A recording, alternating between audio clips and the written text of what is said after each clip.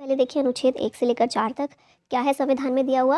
ये संघ और उसके राज्य क्षेत्र के बारे में मेंशन किया गया है, पार्ट 1 और अनुच्छेद 1 से लेकर 4। ठीक है, फिर नेक्स्ट आता है पार्ट 2 भाग 2। इसमें अनुच्छेद 5 से 11 मेंशन किए गए हैं और यहाँ नागरिकता के बारे में बात की गई है। फिर आता है अनुच्छेद 12 से 35, इनमें मौलिक अधिकार मेंशन किए गए हैं भाग 3 के अंदर। तो ये क्वेश्चन तो बहुत ये जो पूरा पार्ट है ना, ये बहुत इंपॉर्टेंट है क्योंकि बहुत सिंपल क्वेश्चन पूछ लेते हैं कि भाग 3 में क्या मेंशन किया गया है, मौलिक अधिकार कौन से आर्टिकल्स हैं 12 से लेकर 35 तक। अब ये कितने अधिकार हैं हमारे पास मौलिक अधिकार, तो 6 तरह के अधिकार हैं। एक चीज़ ये याद रखिएगा, स्टार्टिंग में जब हमारा संविधान आया था फोर्स में, उस समय पर हमारे पास 7 अधिकार हुआ करते थे मौलिक अधिकार, लेकिन फिर बाद में एक को हटा दिया गया। कौन सा अधिकार है वो? संपत्ति का अधिकार। उसको मौलिक अधिकार की कैटेगरी से हटाकर हमने एक नॉर्मल वैधानिक अधिकार बना दिया। अभी हमारे पास 6 मौलिक अधिकार हैं। ये हैं समानता का अधिकार अनुच्छेद 14 से लेकर 18, स्वतंत्रता का अधिकार अनुच्छेद 19 से 22, शोषण के विरुद्ध अधिकार 23 और 24, धर्म की स्वतंत्रता का अधिकार अनुच्छेद 25 से 28 के बीच में है, सांस्कृतिक और शैक्षिक अधिकार अनुच्छेद 29 और 30 में है, और संवैधानिक उपचार का अधिकार अनुच्छेद 32 में है। अनुच्छेद 32 वही अधिकार है जिसे डॉक्टर बी.आर. अम्बेडकर ने संविधान की आत्मा कहा है। अब इसके बाद एक इम्पॉर्टेंट चीज़ है, वो है अनुच्छेद 19 से लेकर 22 तक कौन सा हमारे स्वतंत्रता का अधिकार दिया गया है। तो 19 के अंदर ही 6 तरह की स्वतंत्रता हमें प्रदान की गई है। ये कौन सी हैं? तो 19A, B, C, D, E और G। F यहाँ पर मिसिंग है। F क्या है? तो F जो है, पहले मैंने बताया ना, पहले हमारे पास 7 मौलिक अधिकार थे, एक संपत्ति का अधिकार भी था। तो F में भी संपत्ति के अधिकार से रिलेटेड ही प्रोविजन दिए गए थे। और वैसे हम आर्टिकल 31 जो है ये रिलेटेड था संपत्ति के अधिकार से। तो 19F को भी हटाया गया और 31 को भी हटा दिया गया मौलिक अधिकार की कैटेगरी से। तो ये 19 के अंदर 6 अधिकार हैं। ये 6 अधिकार वही हैं कि संघ बनाने का अधिकार, कहीं भी आने जाने की स्वतंत्रता, कोई भी व्यवसाय या पेशा करने की स्वतंत्रता, कहीं भी बसने की स्वतंत्रता, देश में कहीं भी घूमने का अधिकार, शांतिपूर्ण सम्मेलन करने का अधिकार, ये सारे अधिकार आते हैं 19 के ये सारे सब कैटेगरीज में। आगे देखिए 36 से लेकर 51 तक राज्य के नीति निर्देशक तत्व दिए गए हैं, DPSP इनको बोलते हैं शॉर्ट में, और ये भाग 4 के अंदर है। अब यहाँ पर कुछ इंपॉर्टेंट दिए गए हैं, जैसे कि 39A 39A समान न्याय और निःशुल्क कानूनी सहायता प्रोवाइड करता है। अब एक चीज़ ना मैं यहाँ पर ये क्लियर कर दूँ कि राज्य के नीति निर्देशक तत्व जो हैं ये बाध्य नहीं है। मतलब ऐसा नहीं है कि इनमें जो चीज़ लिखी गई है ना ये करनी ही करनी है, अगर नहीं की जाएगी तो हम इसके लिए इसकी मांग करने के लिए कोर्ट के पास जाएं। ऐसा कुछ नहीं हो सकता। ये नाम से समझ में थोड़ा आना चाहिए। नीति निर्देशक तत्व हैं, ऐसे तत्व हैं जो निर्देश देते हैं राज्य को। जब भी राज्य कोई नीति बना रहा है तो उसे निर्देश प्रोवाइड करते हैं कि आपको इस तरह से काम करना है लोगों की भलाई के लिए। ठीक है, तो इसमें क्या है, ये 39A समान न्याय और निःशुल्क कानूनी सहायता। तो इसका मतलब ये हुआ कि जो राज्य है या जो हमारी सरकार है वो कोशिश करेगी कि समान न्याय सबको दिया जाए और निःशुल्क फ्री में लीगल एड प्रोवाइड की जाए, फ्री में कानूनी सहायता लोगों को प्रोवाइड की जाए। लेकिन ये कोशिश करेगा राज्य ऐसा हो, अगर राज्य के पास पैसा है, संसाधन है तो वो ऐसा करेगा, अगर नहीं हो पा रहा है तो नहीं करेगा। जैसे हम कोर्ट में जाते हैं तो हमें मुकदमा लड़ना है तो हमें सरकारी वकील जो है उसकी सुविधा मिलती है। लेकिन अगर मान लो कि सरकारी वकील कोई अवेलेबल नहीं है या हमें नहीं मिल पाया तो हम उसे उस अधिकार, ऐसा कोई अधिकार नहीं है हमारे पास, तो इसके लिए हम कोर्ट के पास नहीं जा सकते कि देखिए सर हमें सरकारी वकील चाहिए और नहीं मिल रहा है तो हमें दिलवाइए। ऐसा नहीं हो सकता ना। तो इसीलिए ये निर्देश है कि सरकार कोशिश करे, राज्य कोशिश करे कि ये प्रोवाइड किया जाए। ऐसे ही 40 जो है ये ग्राम पंचायत के संगठन की बात करता है। तो ये वाला जो है, अब इसके लिए देखिए स्टार्टिंग में ये रख दिया गया था, स्टार्टिंग में संविधान में इसको DPSP के अंदर रखा गया। ऐसा माना गया कि राज्य ग्राम पंचायतों का गठन करेंगे ही, चुनाव करवाएंगे और गठन करेंगे।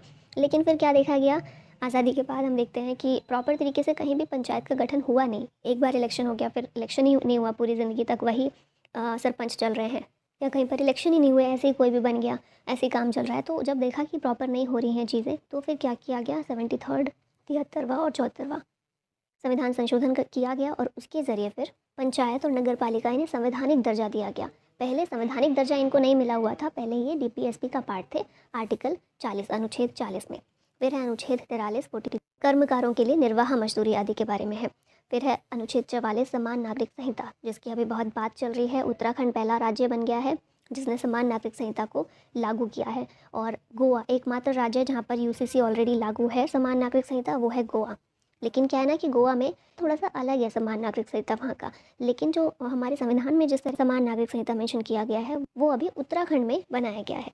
ठीक है, फिर है आर्टिकल 45 बच्चों के लिए निःशुल्क और अनिवार्य शिक्षा का प्रावधान ये करता है। और ये चीज़ याद रखिएगा, हमारा अनुच्छेद 21A 21 क्या है, हमने पीछे देखा था अनुच्छेद 12 से लेकर 35 हमारे फंडामेंटल राइट है ना, मूल अधिकार है हमारे। तो 12 से 35 के पीछे 21 भी आता है, तो 21 भी हमारा मौलिक अधिकार है। और 21A कोई भी अनुच्छेद है उसके आगे कैपिटल लेटर में कोई भी लिखा हुआ है, कुछ भी कैपिटल लेटर में कोई भी अल्फ़ाबेट लिखा हुआ है, जैसे यहाँ पर ए है, यहाँ पर ए है, ऐसे 21 में ए है, ऐसे कोई भी लिखा हुआ है, तो इस कैपिटल का मतलब होता है कि वो चीज़ संशोधन के ज़रिए लागू की गई है, संशोधन के ज़रिए लाई गई है। अगर जैसे हमने देखा था 19 में A B C small letters में था, वो इसका मतलब होता है कि ये ऑलरेडी संविधान में था।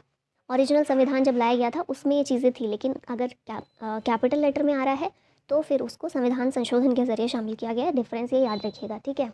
तो जब हम बात करते हैं 21A, मैं बता रही थी आपको, सॉरी मैं 21A के बारे में बता रही थी आपको। 21A जो लाया गया, इसमें क्या दिया गया है, ये अधिकार दिया गया है हमें कि 6 से 14 साल तक के बच्चों को फ्री शिक्षा सरकार प्रोवाइड करेगी। फ्री और कंपलसरी एजुकेशन, शिक्षा का अधिकार हमारे 21A में है। और ये अधिकार जो है ये 45 से ही लिया गया है, ठीक है। 45 राज्य के नीति निर्देशक तत्व थे, इसी को एक मौलिक अधिकार के रूप में हमें प्रोवाइड किया गया है। तो याद रखिएगा ये क्वेश्चन, जैसे पंचायत का पूछते हैं ना कि पंचायत का जो गठन किया गया 73वें संशोधन के जरिए कौन से आर्टिकल से प्रेरित है, वो 40 से। इसी तरह शिक्षा का अधिकार 45 से लिया गया है। फिर आर्टिकल 46 SC ST और OBC के शैक्षिक और आर्थिक हितों को बढ़ावा देने के लिए बात की गई है कि राज्य कोशिश करेगा ऐसी। अनुच्छेद 48A, अब यहाँ पर ए बड़ा है, इसका मतलब कि ये संशोधन से लाया गया है पर्यावरण के संरक्षण के लिए। अनुच्छेद 50 है न्यायपालिका को कार्यपालिका से अलग करना। और लास्ट अनुच्छेद 36 से 51 है ना, तो लास्ट जो 51 है वो है अंतर्राष्ट्रीय शांति और सुरक्षा को बढ़ावा देना। राज्य ऐसी कोशिश करेगा कि ये करे। आगे देखते हैं, अब है भाग 4A, इसके अंदर दिया गया है अनुच्छेद 51A। अब ये 4 में ए भी बड़ा है, 51 में ए भी बड़ा है, मतलब ये पूरा भाग जो है इसको संशोधन के ज़रिए शामिल किया गया है। यहाँ पर हमारे मौलिक कर्तव्य फंडामेंटल ड्यूटीज़ दी गई हैं। और इनको कब शामिल किया गया था, 42nd अमेंडमेंट के ज़रिए, 42वां संविधान संशोधन के ज़रिए इस पार्ट को शामिल किया गया। कितने मौलिक अधिकार है हमारे पास, तो कुल 11 मौलिक अधिकार हैं। शुरुआत में केवल 10 थे, अभी 11 हो गए हैं, ठीक है। बाद में एक और जोड़ा गया था। अब आप लोगों के लिए एक होमवर्क है, सर्च कीजिएगा। अगर आपको नहीं पता है तो बहुत अच्छी बात है।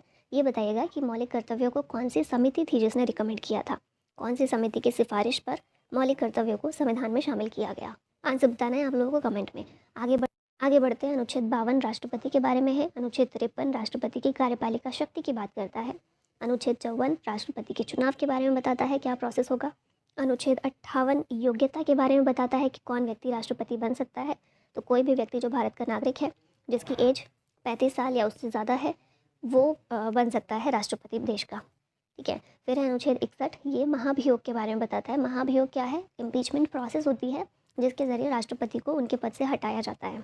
इसी प्रक्रिया को बोलते हैं महाभियोग, ठीक है। संसद में पूरी प्रोसेस चलती है, संसद में जो है पास किया जाता है महाभियोग का जो बिल लाते हैं। अगर वो पास हो जाता है तो राष्ट्रपति को उनके पद से हटना पड़ता है, ठीक है। तो ये है अनुच्छेद 61 में।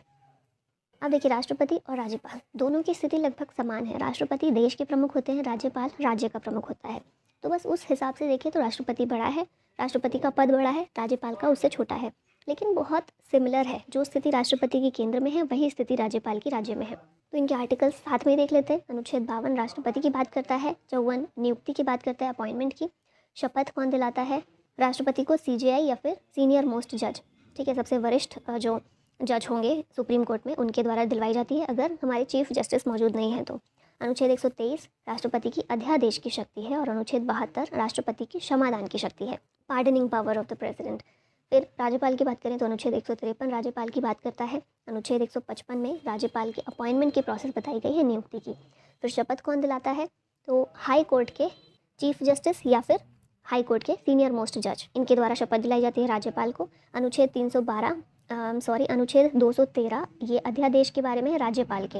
राज्यपाल भी अध्यादेश जारी कर सकता है, राष्ट्रपति भी। और दोनों के आर्टिकल्स के नंबर आप देखेंगे तो सिमिलर ही हैं, बस नंबर्स आगे पीछे हुए हैं। ये है 123, ये है 213, ठीक है।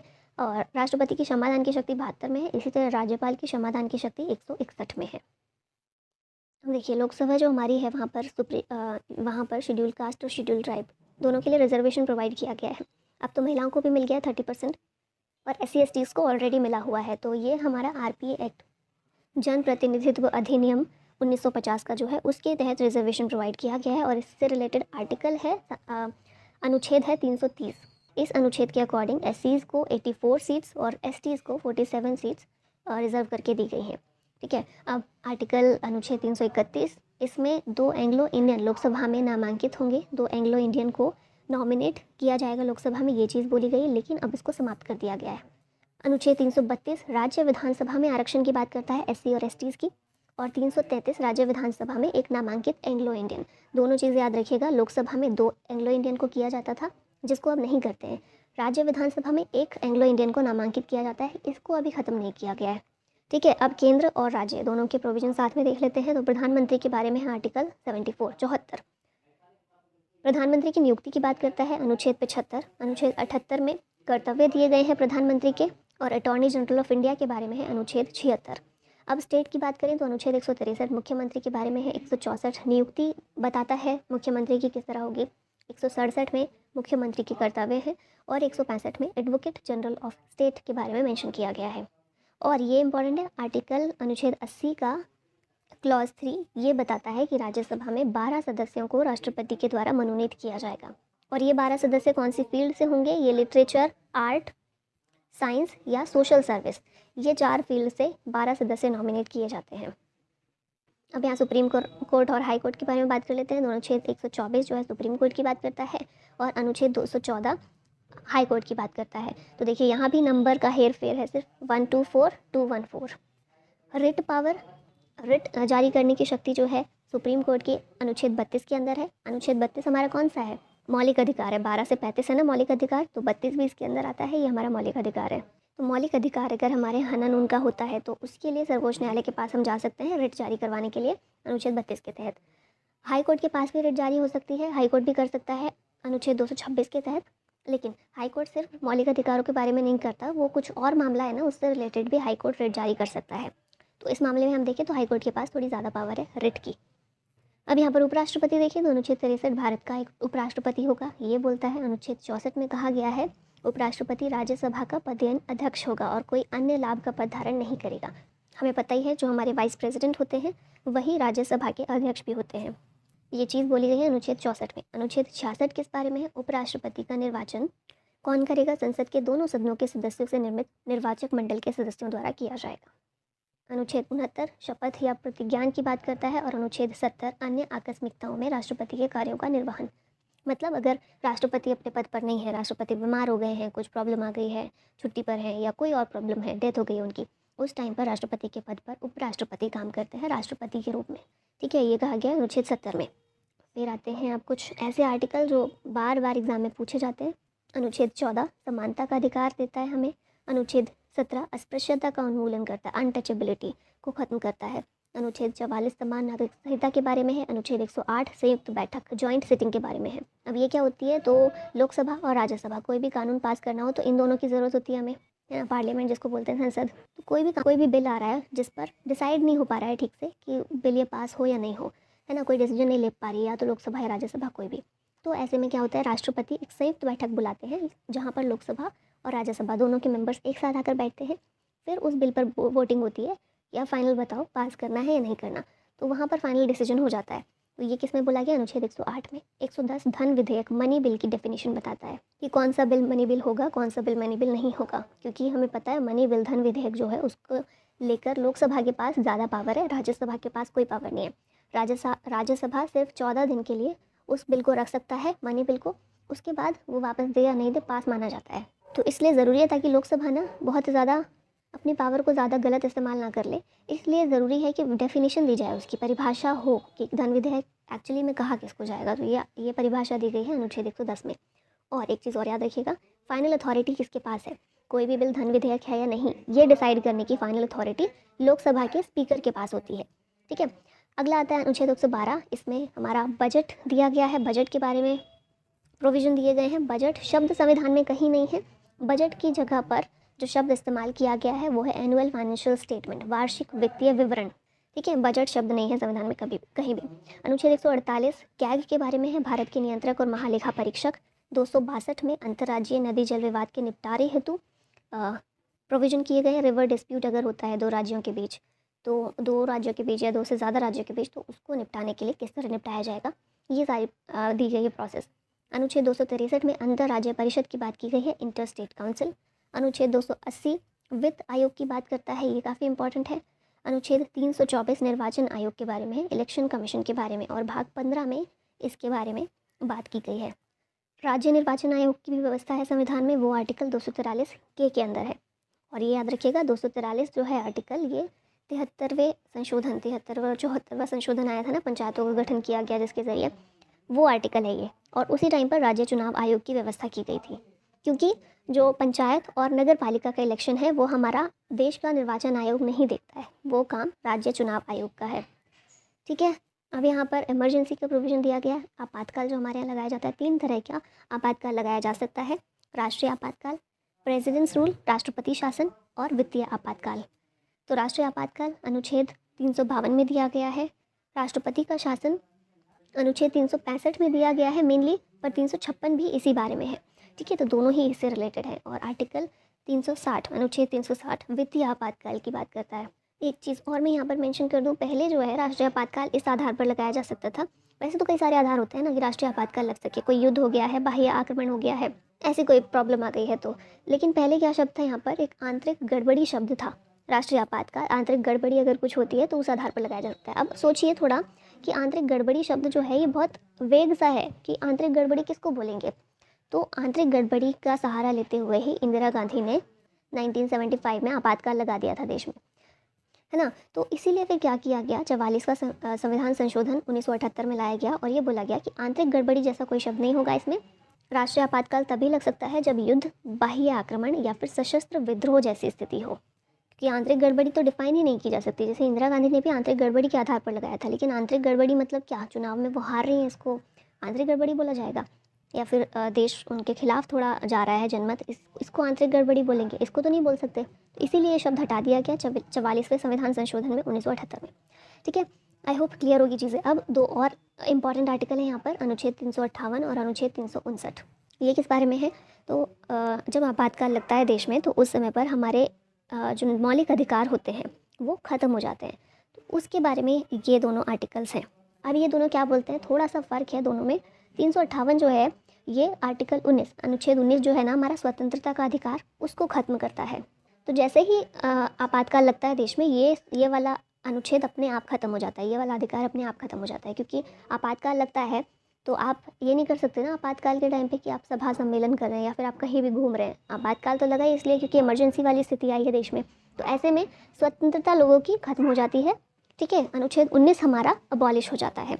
आर्टिकल 359 बाकी अधिकारों के बारे में, मौलिक अधिकार, ये केवल 358 केवल 19 के बारे में है और 359 बाकी सारे अधिकारों के बारे में। अब इसमें क्या बोला है, इसमें ये बोला है कि अनुच्छेद 20 और 21 हमारे जीवन का अधिकार, और 21 में दोष सिद्धि का अधिकार, है ना, जेल वाला है, ये जेल से रिलेटेड जो है आर्टिकल। तो 20 और 21 किसी भी आधार पर ख़त्म नहीं होंगे। मतलब ये नहीं है ना कि अगर इमरजेंसी लग गई है तो सरकार को आपको मारने का अधिकार हो गया, जीवन खत्म करने का अधिकार हो गया, ऐसा तो नहीं हो सकता। तो इसलिए 20 और 21 किसी भी हाल में ख़त्म नहीं होंगे। 20 और 21 के अलावा जितने भी अनुच्छेद हैं हमारे मौलिक अधिकार के, उनको प्रेसिडेंट अबॉलिश कर सकते हैं, प्रेसिडेंट उनको निलंबित कर सकते हैं। ठीक है, तो प्रेसिडेंट अगर चाहे तो सारे के सारे निलंबित कर सकते हैं, वो अगर चाहे तो सिर्फ 1-2 अधिकारों को निलंबित कर सकते हैं, या जैसे भी करें। 19 जो है वो तो अपने आप ही हो जाएगा, जैसे ही इमरजेंसी लगी अपने आप अबॉलिश, निलंबित हो जाएगा। और 359 के तहत बोला गया है कि 20 और 21 किसी हाल में निलंबित नहीं होगा, और 20 और 21 के अलावा और 19 के अलावा बाकी जितने हैं उनमें से जो भी अधिकार को निलंबित करना चाहें राष्ट्रपति कर सकते हैं। आई होप क्लियर हो रही होंगी चीज़ें। थोड़ी सी आदत डाल लीजिए चीज़ों को थोड़ा डिटेल में समझने की, अंडरस्टैंडिंग क्रिएट करने की, क्योंकि हम एग्ज़ाम के लिए तो पढ़ रहे हैं लेकिन हम एक नागरिक भी हैं।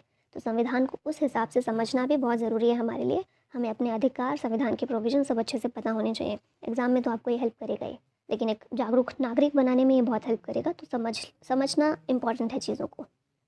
आगे है अनुच्छेद 338, 338A, 338B। अब देखिए ए भी बड़ा है, बी भी बड़ा है, इसका मतलब संविधान संशोधन के जरिए आई ये चीज़ें।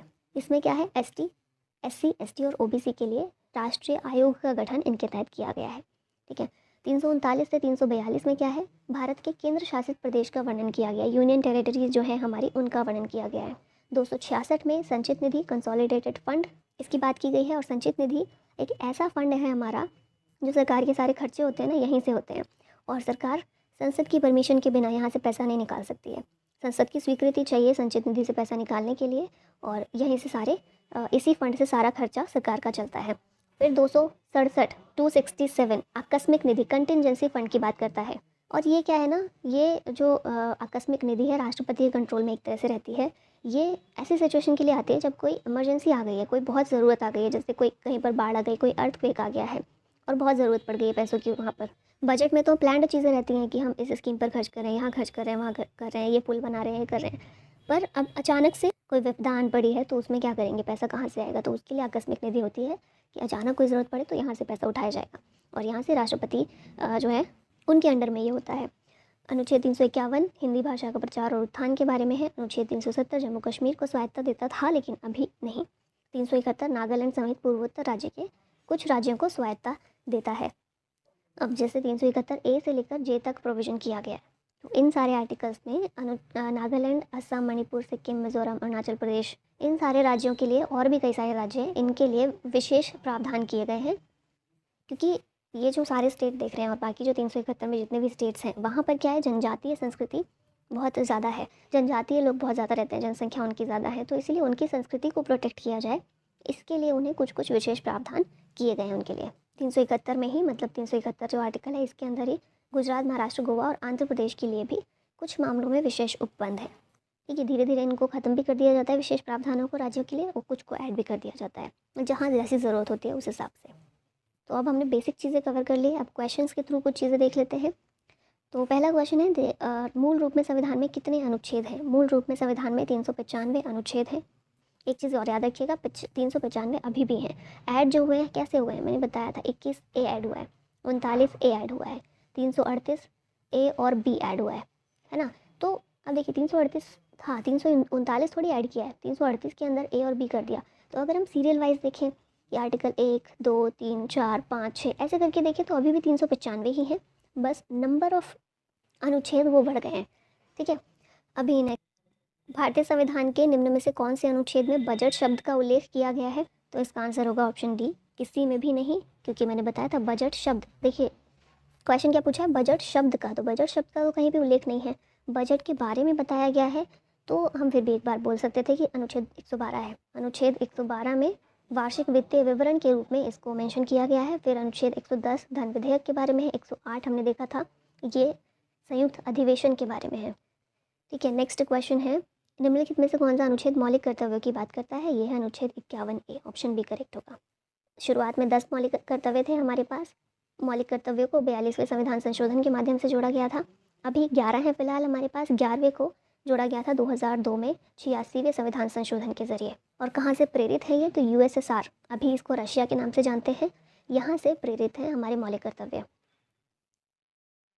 अगला क्वेश्चन है, वित्त आयोग से संबंधित प्रावधान किस अनुच्छेद में दिए गए हैं? ये प्रावधान है 280 में। गोपनीयता का अधिकार किस अनुच्छेद में है? गोपनीयता का अधिकार, राइट टू प्राइवेसी, अनुच्छेद 21 में मेंशन किया गया है। अंतर्राष्ट्रीय शांति और सुरक्षा बनाए रखने के लिए कौन सा अनुच्छेद शामिल किया गया है? तो यह है अनुच्छेद 51, डीपीएसपी का लास्ट। राष्ट्रपति की क्षमादान शक्ति किस अनुच्छेद के अंतर्गत है? राष्ट्रपति की क्षमादान शक्ति अनुच्छेद 72 के अंतर्गत दी गई है। राज्यपाल के पास भी सेम शक्ति है, ये अनुच्छेद 161 के अंदर। कौन सा अनुच्छेद मुख्यमंत्री द्वारा राज्यपाल को सूचनाएं देने का कर्तव्य निर्धारित करता है? हमने देखा था ना, मुख्यमंत्री का कर्तव्य दिया गया है अनुच्छेद 167 में, 167 में। कौन सा अनुच्छेद राष्ट्रपति शासन लागू करने की बात करता है? यह है अनुच्छेद 356। कौन सा अनुच्छेद कहता है कि राष्ट्रपति को सलाह और परामर्श देने के लिए एक मंत्रिपरिषद होगी? मंत्रिपरिषद की बात करता है अनुच्छेद 74, और इसी में प्रधानमंत्री के बारे में भी मेंशन है। ठीक है, कि राष्ट्रपति को परामर्श और सलाह देने के लिए एक मंत्रिपरिषद होगी और उस मंत्रिपरिषद का मुखिया प्रधानमंत्री होगा। कौन सा अनुच्छेद अनुसूचित जाति के लिए कौन सा अनुच्छेद अनुसूचित जाति के लिए राष्ट्रीय आयोग का प्रावधान करता है? यह है 338। उच्च न्यायालय की रिट जारी करने की शक्ति किस अनुच्छेद में दी गई है? ये है 226। निर्वाचन आयोग की व्यवस्था किस अनुच्छेद के अंतर्गत की गई है? निर्वाचन आयोग अनुच्छेद 324 में है। संविधान का कौन सा अनुच्छेद राष्ट्रपति से संबंधित प्रावधान करता है? यह है हमारा अनुच्छेद 52। संविधान का कौन सा अनुच्छेद छुआछूत को प्रतिबंधित करता है? इसका आंसर होगा अनुच्छेद 17, ऑप्शन डी। वित्तीय आपातकाल लागू किया जा सकता है किस अनुच्छेद के आधार पर? वित्तीय आपातकाल के लिए है अनुच्छेद 360। बी.आर. अम्बेडकर ने संविधान के किस अनुच्छेद को भारतीय संविधान का हृदय और आत्मा कहा? Heart and soul of the Indian constitution. मैंने बताया था आपको, अनुच्छेद 32। और प्रस्तावना जो है इसे भारतीय संविधान की आत्मा माना जाता है। ठीक है, तो दोनों चीज़ें याद रखिएगा। संघ का यह कर्तव्य होगा कि वह बाह्य आक्रमण या आंतरिक गड़बड़ी से प्रत्येक राज्य की रक्षा करे। यह प्रावधान किस अनुच्छेद में है? ये प्रावधान अनुच्छेद 355 में दिया गया है। ठीक है, भारत के पूरे क्षेत्र में स्वतंत्र रूप से घूमने का अधिकार भारतीय संविधान के किस अनुच्छेद के अंतर्गत आता है? ये अनुच्छेद 19 में आता है। 19 के अंदर 6 अधिकार हैं, जिनमें से एक ये भी है। विधान परिषद की व्यवस्था संविधान के किस अनुच्छेद में की गई है? विधान परिषद की व्यवस्था 169 में की गई है। और याद रखिएगा, सभी राज्यों में विधान परिषद नहीं है। भारत के फिलहाल सिर्फ 6 राज्य ऐसे हैं जिनमें विधानसभा और विधान परिषद दोनों हैं। बाकी सारे राज्यों में केवल विधानसभा है। तो विधान परिषद के बारे में अनुच्छेद 169 में बात की गई है। राज्य चाहे तो प्रस्ताव पास करके केंद्र के पास भेज सकते हैं कि उन्हें अपने यहाँ पर विधान परिषद चाहिए। अगर हटानी हो, किसी के यहाँ पर है विधान परिषद और उन्हें नहीं चाहिए, तो इसके लिए भी प्रस्ताव पास करके वो संसद के पास भेज सकते हैं। लेकिन फाइनल डिसीजन पूरी तरह से संसद का होगा कि विधान परिषद रखनी है या नहीं रखनी। वीडियो अच्छी लगे तो वीडियो को लाइक करें और चैनल पे नए हैं तो चैनल को सब्सक्राइब करें।